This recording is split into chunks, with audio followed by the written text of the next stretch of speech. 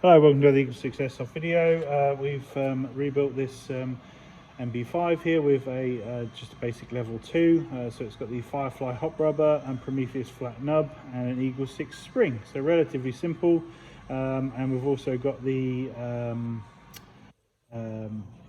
we've tested with 2.8s and we've got 258. So we've done a range test with it, and it's for a slightly lower, sort of one jaw type, power limits. So hopefully we've met that for you, and we just want to demonstrate it working now.